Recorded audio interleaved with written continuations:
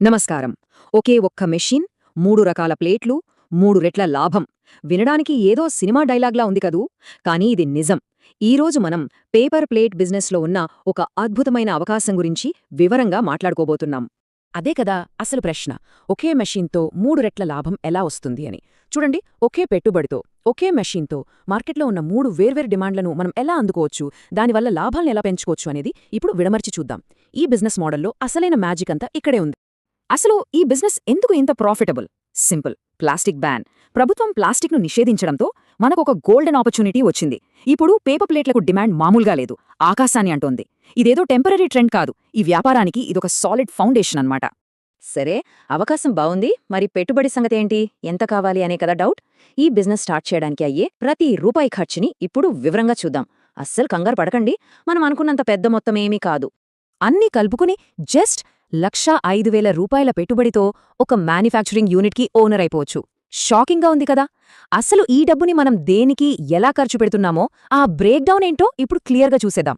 మన ఇన్వెస్ట్మెంట్లో major part, అంటే దాదాపు 60-65 వేలు ఈ హైడ్రాలిక్ మెషీన్కే వెళ్తుంది. చెప్పాలంటే ఇదే మన బిజినెస్కి హార్ట్ లాంటిది. ఇక ఆ తర్వాత అసలైన స్ట్రాటజీ అంతా ఈ 3 డైలల్లోనే ఉంది. డై అంటే అచ్చులనమాట. ఒకటి ఫంక్షన్లలో వాడే బఫెట్ ప్లేట్ల కోసం, రెండోది పంక్తి భోజనాల్లో వాడే సిట్టింగ్ ప్లేట్ల కోసం, మూడోది డైలీ బిజినెస్ కోసం టిఫిన్ ప్లేట్లు. సో ఈ మూడింటితో పాటు స్టార్టింగ్కి కావాల్సిన కొంచెం రా మెటీరియల్, ట్రాన్స్పోర్ట్ ఖర్చులు కలుపుకుంటే మన టోటల్ ఇన్వెస్ట్మెంట్ 1,00,000 దాటుతుంది. సరే, డబ్బు పెట్టాం, మరి రిటర్న్స్ సంగతేంటి?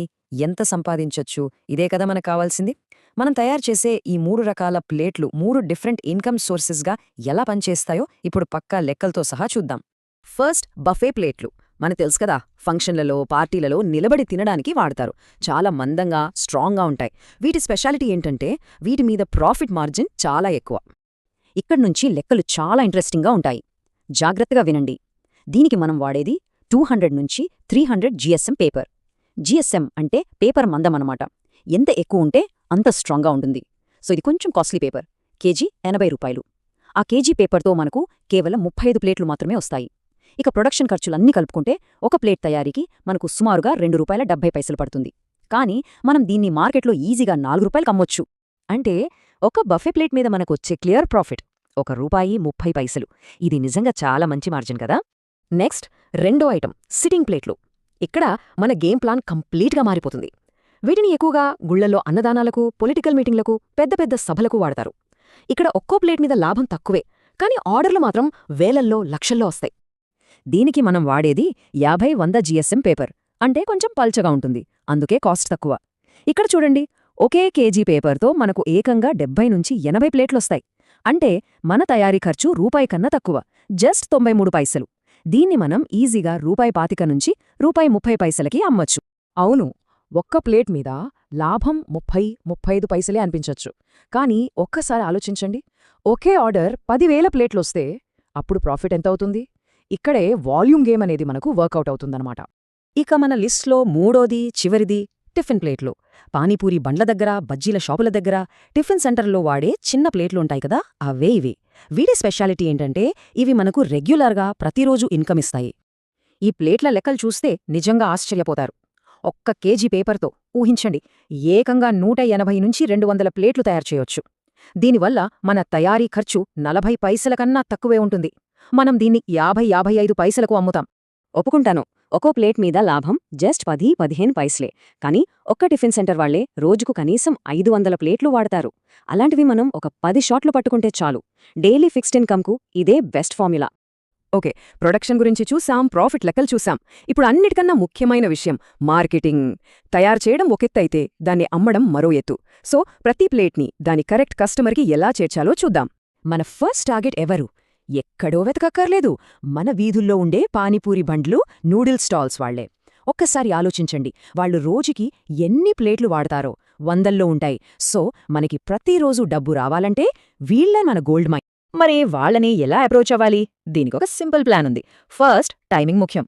పొద్దున్నే వెళ్తే బిజీగా ఉంటారు, అందుకే మధ్యాహ్నం 2 నుంచి 4 మధ్య వెళ్లడం బెస్ట్. వాళ్ల దగ్గరికి వెళ్లి 2 విషయాలు చెప్పండి. 1, కన్వీనియన్స్, అంటే సరుకు మేమే మీ దగ్గరికి తెచ్చిస్తామని. 2, మంచి ప్రైస్, అంటే మార్కెట్ కన్నా తక్కువ రేటుకిస్తామని. ఇక ఫైనల్గా మన సీక్రెట్ వెపన్, ఫ్రీ శాంపిల్. ఇక్కడొక విషయం గుర్తుపెట్టుకోవాలి, మనం 100 మాటలు చెప్పడం కన్నా ఒక్కసారి వాళ్ళ చేతికి మన ప్రోడక్ట్ ఇవ్వడం చాలా పవర్ఫుల్. ఒక 50 ప్లేట్లు ఫ్రీగా ఇచ్చి వాడి చూడండి, నచ్చితేనే ఆర్డర్ ఇవ్వండి అని చెప్పాలి. క్వాలిటీ బాగుంటే వాళ్ళే మనల్ని వెతుక్కుంటూ వస్తారు. నమ్మకమనేది ఇక్కడే మొదలవుతుంది. మన బిజినెస్ని వేగంగా పెంచడానికి 2 కీ కస్టమర్ గ్రూప్స్ ఉన్నాయి. ఒకటి మనకు దగ్గరలో ఉండే కిరాణా, జనరల్ స్టోర్స్. 2 వేలల్లో ప్లేట్లు వాడే క్యాటరింగ్ అండ్ ఈవెంట్ కాంట్రాక్టర్లు. వీళ్లే మన బిగ్ టికెట్ కస్టమర్లు. కిరాణా షాప్ వాళ్ళని ఎలా ఒప్పించాలి? సింపుల్. వాళ్ళకేం కావాలో అది మనమివ్వాలి. వాళ్ళకు కావాల్సింది రెండే: ఎక్కువ లాభం, జీరో రిస్క్. మనం సరిగ్గా అదే ఆఫర్ చేద్దాం. వేరే వాళ్లకన్నా ₹2 ఎక్కువ మార్జిన్ ఇవ్వండి. అంతకన్నా ముఖ్యమైనది గ్యారంటీ రిటర్న్ పాలసీ. సరుకు అమ్ముడుపోకపోతే నేను వెనక్కి తీసుకుంటా అని ఒక్క మాట చెప్పండి చాలు. రిస్క్ లేని బిజినెస్కే ఎవరు మాత్రం నో చెప్తారు? ఇక క్యాటరర్ సంగతి చూద్దాం. వీళ్ళు మామూలు కస్టమర్లు కాదు. ఒక్క ఈవెంట్కి, ఒక్క ఫంక్షన్కి వాళ్లకు ఎన్ని ప్లేట్లు కావాలో తెలుసా? ఏకంగా 5,000 నుంచి 10,000 ప్లేట్లు.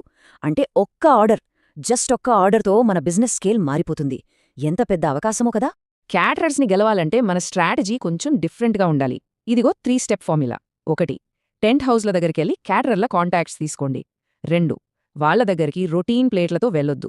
అరిటాకు డిజైన్ లాంటి కొన్ని యునీక్ ఐటమ్స్ చూపించండి.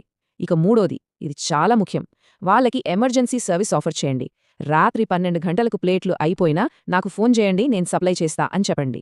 ఈ ఒక్క మాట చాలు, వాళ్ళు మనల్ని వదిలిపెట్టరు. ఇప్పుడు మనం చూడబోయేది ఒక చిన్న ట్రిక్, కానీ దీని రిజల్ట్స్ మాత్రం చాలా పెద్దవి.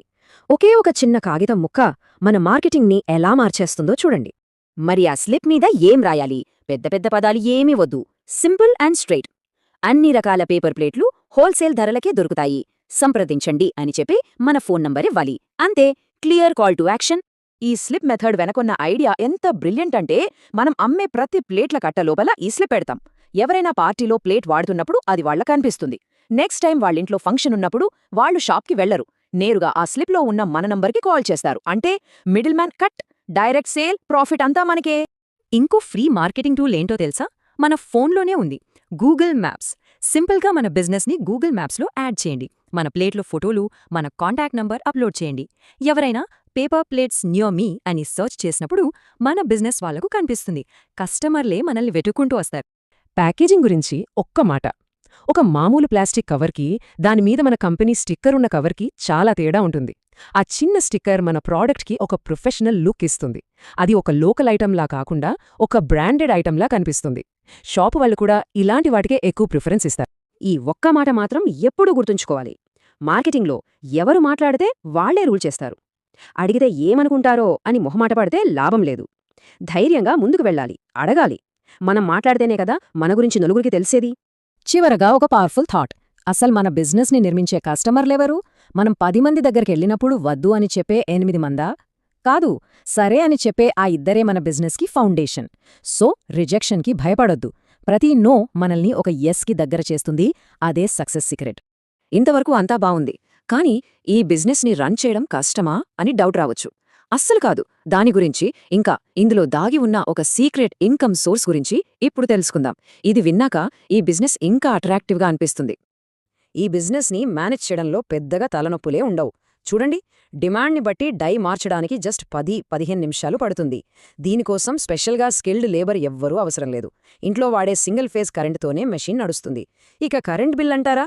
రోజుకి 8 గంటలు నడిపినా నెలకు 1500 నుంచి 2000కు మించి రాదు.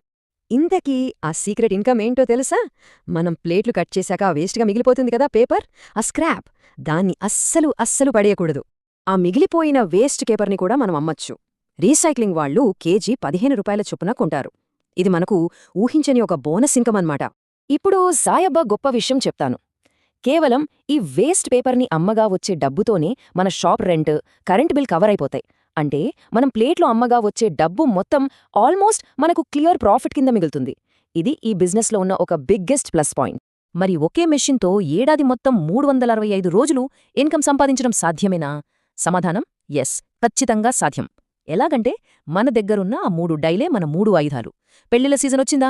వెంటనే బఫెట్ ప్లేట్ల మీద కాన్సంట్రేట్ చేయాలి. పండుగలొచ్చాయా? కార్తీక మాసం లాంటివి? అప్పుడు సిట్టింగ్ ప్లేట్లకు ఫుల్ డిమాండ్ ఉంటుంది. ఇక మిగతా నార్మల్ రోజుల్లో టిఫిన్ ప్లేట్లు మనకు రెగ్యులర్ ఇన్కమ్ ఇస్తూనే ఉంటాయి. సో మార్కెట్ పల్స్ పట్టుకుని టైంకి తగ్గట్టు డై మార్చుకుంటూ వెళ్తే చాలు, ఈ బిజినెస్లో ఇన్కమ్కి అస్సలు ఢోకా ఉండదు.